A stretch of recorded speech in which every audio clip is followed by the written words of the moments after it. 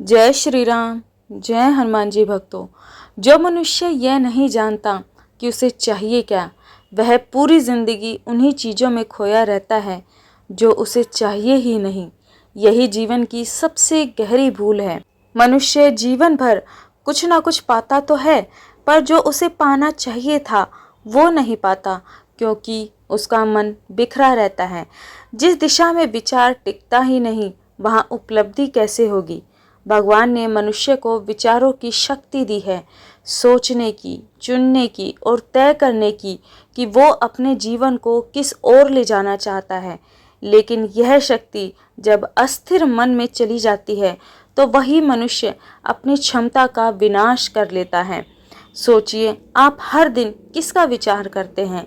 दुनिया का, लोगों का, पैसों का, अपमान का, या उस भगवान का जिसने आपको यह जीवन दिया है? आप जिस चीज़ का बार बार विचार करते हैं ना, वही आपकी दिशा बन जाती है और दिशा ही आपका भाग्य बनाती है।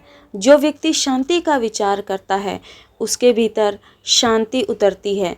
जो व्यक्ति सुख का विचार करता है उसका मन धीरे धीरे शांत होता जाता है, और जो व्यक्ति भगवान का विचार करता है उसका पूरा अस्तित्व ही भगवान में विलीन होने लगता है। लेकिन समस्या यह है कि इंसान चाहता कुछ और है, सोचता कुछ और है, करता कुछ और है। उसकी चाहत है भगवान की, पर विचार है संसार के।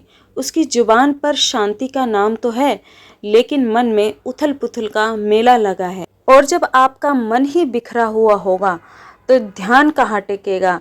जब विचार ही असंगत होंगे तो आशीर्वाद कैसे फलेगा? लोग कहते हैं, हमने तो बहुत पूजा की फिर भी भगवान नहीं मिले। लेकिन प्रश्न पूजा का नहीं है, प्रश्न है विचार का, कि आपने भगवान का विचार कितनी बार किया, कितनी बार भगवान को याद किया, कितनी देर तक याद किया और कितनी सच्चाई से भगवान का विचार किया, भगवान को याद किया। क्योंकि जो चीज़ बार बार आपके मन में घूमती है ना, वही आपके जीवन का स्वरूप बन जाती है। भगवान ने हम सभी को विचारों की अद्भुत शक्ति दी है। हम जिस चीज़ का बार बार विचार करते हैं वही चीज़ें हमें मिल जाती हैं। जिसने बार बार धन का विचार किया उसके जीवन में धन आया। जिसने अपमान का विचार किया उसका जीवन अपमान से भर गया। और जिसने भगवान का विचार किया उसके भीतर भगवान उतर गए। विचार ही तो बीज है जिससे जीवन के वृक्ष उगते हैं। भगवान के लिए एक क्षण का विचार भी यदि सच्चा हो तो वो ही क्षण स्वर्ग बन जाता है। लेकिन हम लोग भगवान का नाम लेते हैं, मन में गिनती करते हुए ध्यान में बैठते हैं, लेकिन हमारे मन में विचार होते हैं संसार के।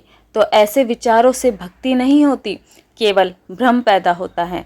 भक्ति का अर्थ है विचारों को एक ही दिशा में लगाना, और वह दिशा होनी चाहिए भगवान की।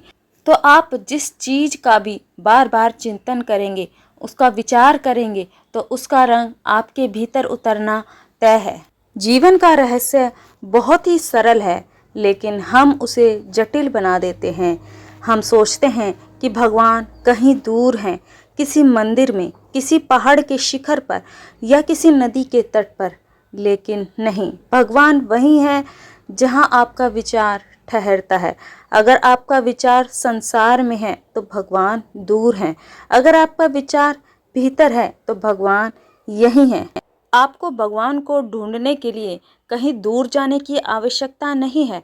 आप जहाँ पर भी आसन बिछाकर सच्ची दिल से भगवान को याद करेंगे, भगवान वहीं आपको प्राप्त हो जाएंगे। भगवान तो सृष्टि के कण कण में विद्यमान है। बस आवश्यकता है तो एक विचार की, एक सच्ची भक्ति की, एक सच्ची आस की, कि हाँ, मुझे भगवान से मिलना है, मुझे भगवान को प्राप्त करना है।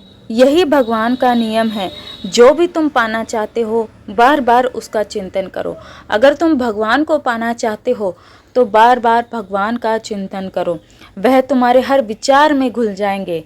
जब तुम काम करते हो तब भी उनका स्मरण हो, जब तुम चलते हो तब भी उनका नाम हो, जब तुम रोते हो तब भी उन्हीं का सहारा हो, और जब तुम हंसते हो तब भी वही कारण है यही भक्ति का असली मार्ग है।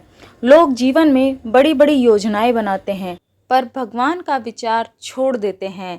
फिर कहते हैं कि सब कुछ करने के बाद भी सुख नहीं मिला। सुख योजनाओं से नहीं मिलता, समर्पण से आता है। लोग सोचते हैं कि हम भौतिक सुख सुविधाओं से, सांसारिक वस्तुओं को इकट्ठा करने से हम सुखी हो जाएंगे, पर ऐसा नहीं है। सांसारिक वस्तुएं हमें कुछ समय के लिए तो सुखी कर सकती हैं, लेकिन हमारे मन को सच्ची शांति भगवान के स्मरण से ही मिलती है। जिस व्यक्ति के जीवन में भजन नहीं है, भगवान का स्मरण नहीं है, वह व्यक्ति कभी सुखी हो ही नहीं सकता। सब कुछ पाकर भी वो खाली होता है। इसीलिए तुम जो भी काम करते हो, बार बार भगवान का विचार करो। जो भी तुम्हें प्राप्त हुआ है उसे भगवान की कृपा समझो, क्योंकि भगवान का स्मरण, भगवान का नाम जप बहुत बड़ी चीज़ है। अगर ये चीज़ आपके जीवन में आ गई तो आपको भगवत प्राप्ति बहुत ही सहज हो जाएगी। वीडियो अच्छी लगे तो वीडियो को लाइक ज़रूर करें। चैनल को आप सब्सक्राइब भी कर सकते हो। जय श्री राम, जय हनुमान जी भक्तों। आप सभी का दिन शुभ और मंगलमय हो।